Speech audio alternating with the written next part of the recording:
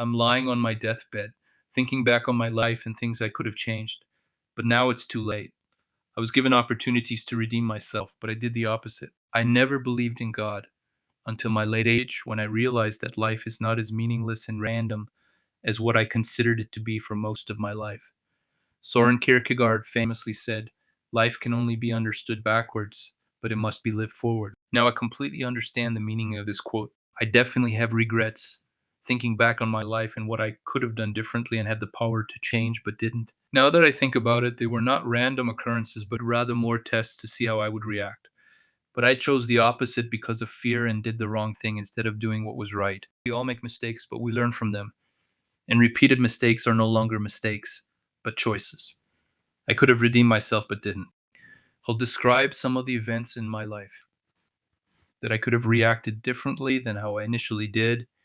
I initially failed to realize that life is a test and that the easy, popular decision is usually the wrong one. It seems as though there were choices put in my path to see how I would react to them, only realizing this truth when it was too late. I once was walking on a street and heard a woman's cry for help. I thought to myself, is this really happening? Should I go and help her? And then I also thought others probably have heard it too, and they are helping her now, no need for me to get involved. I came home and turned on the news to find out that in the area where I was, a woman got raped and murdered. I realized that I should have done something when it was too late. This incident haunted me for the rest of my life. Another incident that I recall was an elderly, malnourished, homeless man sitting by a pizza parlor who told me that he was hungry and asked me if I could buy him a slice of pizza. I was low on money at the time, and I thought that I could not waste my money on someone else when I needed it for myself. I need to feed myself before anyone else. Little did I know at the time that money comes and goes, but doing good deeds like feeding the poor is essential to being a human with compassion and empathy. So I messed this one up as well. I was once in a group of people who were spewing hatred against minorities, such as homosexuals and Jews, saying that they are the cause of all of the world's problems and that they need to be killed the way Hitler did it. That Hitler was a great man for murdering the millions of undesirables. I chose not to speak up due to fear.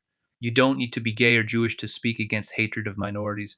You just need to be human who knows right from wrong. There was another time when I didn't make my voice known in the defense of children who don't have a voice but are used by others for their own political agendas. I knew that children were getting groomed by various groups of people, such as the hijacked LGBTQ society, who aim to target children to influence them into their indoctrination sexualization process for their political purposes, or the hateful extremists who aim to make children into violent criminals, indoctrinating them with hatred against various groups of people that they are told need to be killed.